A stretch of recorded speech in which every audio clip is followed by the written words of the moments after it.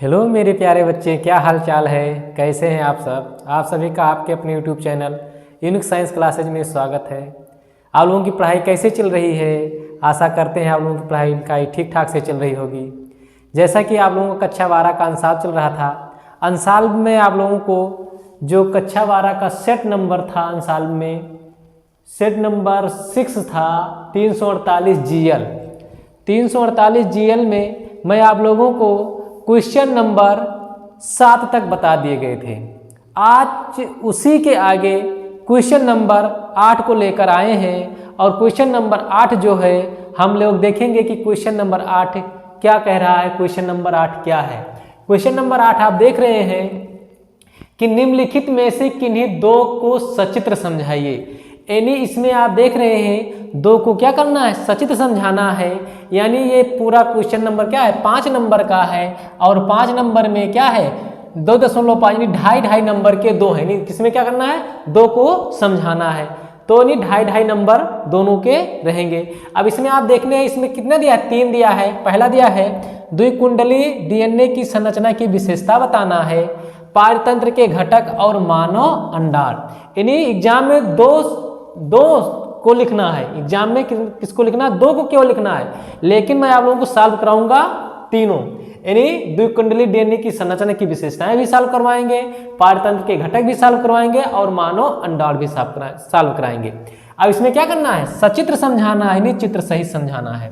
अब आप देखेंगे कि पहला क्या है, डीएनए की संरचना की विशेषताएं। डीएनए की संरचना की विशेषताएं क्या होती हैं? तो आप सभी जानते हैं कि जो डीएनए की संरचना होती है क्या होती है, डबल हेलिक्स होती है। और डीएनए जो होता है 2 पॉलीन्यूक्लियोटाइड श्रृंखला का क्या होता है, बना होता है। 2 पॉलीन्यूक्लियोटाइड श्रृंखला का तो बना होता है, लेकिन उसमें जो 2 पॉलीन्यूक्लियोटाइड होते हैं उसमें नाइट्रोजन क्षार भी होता है, पेंटोस शर्करा भी होता है और फास्फेट समूह भी होता है। ये क्या होते हैं, 3 मूलक के मिलकर क्या होता है, बना होता है। तो हम सबसे पहले जानेंगे कि डीएनए की संरचना की विशेषताएं। तो देखेंगे आप लोग आंसर में देखेंगे एक डीएनए और एक क्या है, एक डीएनए और एक बहुलक है जो आनुवांशिक लक्षणों को एक पीढ़ी से दूसरी पीढ़ी में स्थानांतरित करता है। यानी जो डीएनए होता है यह क्या करता है, आनुवांशिक लक्षणों को एक पीढ़ी से दूसरी पीढ़ी में क्या करता है, स्थानांतरित करता है। वाटसन तथा क्रिक ने डीएनए संरचना का द्विकुंडलित मॉडल प्रस्तुत किया। किसने किया था, वाटसन एवं क्रिक ने किया था। इसकी जो विशेषता लिखना है, इनकी विशेषताएं क्या है, निम्न है। तो नंबर 1 आप देखेंगे कि यह 2 पॉलीन्यूक्लियोटाइड का बना होता है। यानी जो डीएनए होता है 2 पॉलीन्यूक्लियोटाइड का बना होता है, एक यह होता है और दूसरा ये होता है। इस तरीके से आप देख सकते हैं। आप देखेंगे दोनों श्रृंखला 2 नाइट्रोजन क्षारकों से जुड़ते हैं। यानी जो दोनों श्रृंखलाएं होती हैं, श्रृंखला एक ये है और श्रृंखला एक ये है। यानी एक ये और एक ये होती है, क्या होती है, नाइट्रोजनी क्षारों से जुड़ती है। यानी इसको जोड़ने के लिए क्या होते हैं, नाइट्रोजनी क्षार होते हैं। जैसे नाइट्रोजन क्षार क्या होते हैं, एडेनिन, ग्वानिन, थायमिन और साइटोसिन। डीएनए में एडेनिन, ग्वानिन, थायमिन और साइटोसिन पाए जाते हैं। तो एडेनिन के साथ हमेशा डबल हाइड्रोजन बॉन्ड के साथ थायमिन जुड़ता है और ग्वानिन के साथ हमेशा ट्रिपल हाइड्रोजन बॉन्ड के साथ साइटोसिन जुड़ता है। तो ये जो दो पॉलीन्यूक्लियोटाइड होती है, ये एडेनिन के साथ डबल हाइड्रोजन बॉन्ड के साथ थायमिन जोड़ता है। तो ये क्या होते हैं, नाइट्रोजन क्षारों से दोनों न्यूक्लियोटाइड जो होते हैं, एक ये होता है और एक ये होता है, ये दोनों एक दूसरे क्या होते हैं, नाइट्रोजन क्षार से जुड़ते हैं। दोनों श्रृंखलाएं, एक श्रृंखला ये है और एक श्रृंखला ये है। आप देखेंगे ये एक दूसरे के, यानी जो श्रृंखला होती है एक दूसरे की क्या होती है, प्रति समांतर होती है। एक दूसरे की क्या होती है, प्रति समांतर होती है। अगला है इस श्रृंखला का स्तंभ शर्करा व फास्फेट समूह का बना होता है। यानी इस श्रृंखला का जो स्तंभ होता है ये होता है, किसका बना होता है, स्तंभ शर्करा व फास्फेट का बना होता है। अगला देखेंगे इसे डबल हेलिक्स संरचना भी कहते हैं। इसे क्या कहते हैं, डबल हेलिक्स संरचना भी कहते हैं। अगला है डीएनए में 4 तरह के न्यूक्लियोटाइड होते हैं। तो आप जानते हैं डीएनए में 4 तरह के जो न्यूक्लियोटाइड होते हैं, आप जानते हैं एडेनिन होता है, एडेनिन के साथ क्या होता है, फास्फेट समूह होता है, प्लस क्या होता है, पेंटोस शर्करा होता है। ग्वानिन के साथ फास्फेट प्लस शर्करा, साइटोसिन के साथ फास्फेट प्लस शर्करा और थायमिन के साथ फास्फेट प्लस शर्करा जुड़ा होता है। इस प्रकार क्या होता है, इसमें 4 तरह के क्या होते हैं, न्यूक्लियोटाइड होते हैं। डीएनए में मौजूद शुगर को डीऑक्सीराइबोस कहते हैं। जो डीएनए में शर्करा उपस्थित होता है उसे डीऑक्सीराइबोस शर्करा कहते हैं, क्योंकि आरएनए में क्या पाया जाता है, राइबोस शर्करा पाया जाता है, डीएनए में डीऑक्सीराइबोस शर्करा पाया जाता है। इसलिए इसे क्योंकि जो डीऑक्सीराइबोस शर्करा होती है इसे पंचकार्बनीय शर्करा कहते हैं, क्योंकि इसमें 5 कार्बन वाली शर्करा होती है। अब आप देखते हैं ये डीएनए का जो होता है कितना होता है, 20 एंगस्ट्रॉन होता है। डीएनए के एक न्यूक्लियोटाइड से 2 न्यूक्लियोटाइड्स के बीच की दूरी कितनी होती है, 3.4 एंगस्ट्रॉन होती है। और डीएनए का जैसे जो एक पिच होता है 10 न्यूक्लियोटाइड को मिलाकर एक पिच होता है, तो 10 न्यूक्लियोटाइड्स की जो बीच की दूरी होती है कितनी होती है, 34 एंगस्ट्रॉन होती है। इस तरीके से आप लोगों का जो डीएनए की संरचना की विशेषताएं थी आप लोगों को पता चल गया। 1 2 3 4 5 6 7 6 पॉइंट आपको बताया गया, संरचना भी बताया गया। अब आपको आगे बताएंगे पारतंत्र के घटक।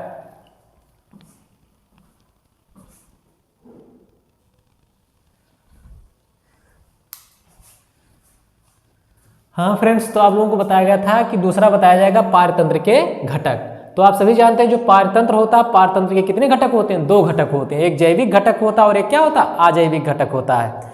तो आप जानते हैं कि जो जैविक घटक होता है, जैविक घटक के अंतर्गत जो जीव आते हैं, इसके अंतर्गत जो जैविक घटक होता है उत्पादक आते हैं, उपभोक्ता आते हैं और अपघटक आते हैं।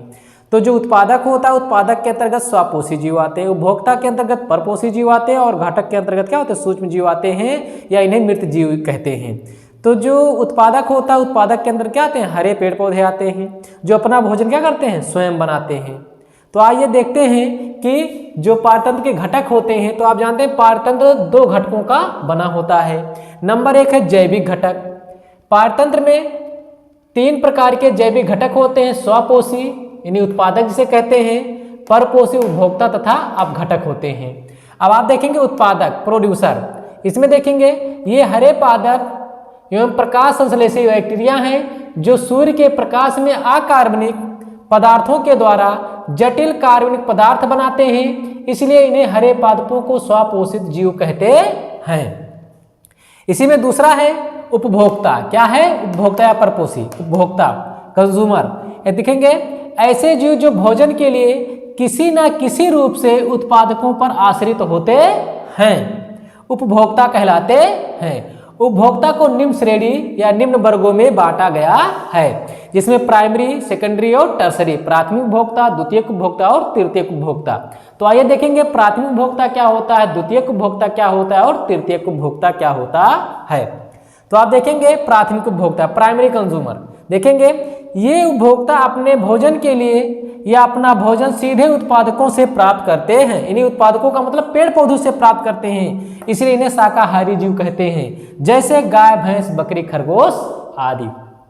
दूसरा द्वितीयक उपभोक्ता, सेकेंडरी कंज्यूमर। इसमें देखेंगे द्वितीयक श्रेणी के उपभोक्ता भोजन के लिए शाकाहारी जंतुओं का भक्षण करते हैं। किसका भक्षण करते हैं, शाकाहारी जंतुओं का भक्षण करते हैं, अतः इन्हें मांसाहारी कहते हैं, जैसे मेढक, सर्प। अगला तृतीयक उपभोक्ता, टर्सरी कंज्यूमर। देखेंगे तृतीय श्रेणी के उपभोक्ता द्वितीय श्रेणी के उपभोक्ताओं से अपना भोजन प्राप्त करते हैं, जैसे शेर, चीता, बाज। कुछ सर्वाहारी होते हैं, अपना जो भोजन होते हैं पौधे अथवा जंतुओं दोनों से प्राप्त करते हैं, उन्हें क्या कहते हैं, सर्वाहारी जीव कहते हैं। या उन्हें क्या कहते हैं, उसके श्रेणी में क्या आता है, मनुष्य आता है। तो आप लोगों का क्या हो गया, जैविक घटक के अंतर्गत आपका उत्पादक, उपभोक्ता, उपभोक्ता के अंदर प्राइमरी, सेकेंडरी और टर्सरी समाप्त हो गया। अब आपका इसमें क्या है, 2 घटक का बना होता है। तो दूसरा क्या है, जैविक घटक। क्या है, जैविक घटक। तो आप देखते हैं जो जैविक घटक होता है, जैविक घटक के अंतर्गत क्या आते हैं, कार्बनिक पदार्थ आते हैं, अकार्बनिक पदार्थ आते हैं और जलवायवीय घटक आते हैं। तो जो कार्बनिक पदार्थ होता है, अकार्बनिक पदार्थ होता है, जलवायवीय घटक होता है, और इसका जो फिगर होगा हम क्या करेंगे, इसी के बगल में लगा देंगे। आप लोग नोट्स बना लीजिएगा और अजैविक घटक के बारे में आपको पूरी जानकारी मिल जाएगी, क्योंकि अजैविक घटक के साथ में हम फिगर भी लगा देंगे, क्योंकि सचित्र समझाइए तो चित्र सही समझाना है, हम चित्र लगा देंगे। ठीक है, आगे देखेंगे अगला इसी में आपको बताया जाएगा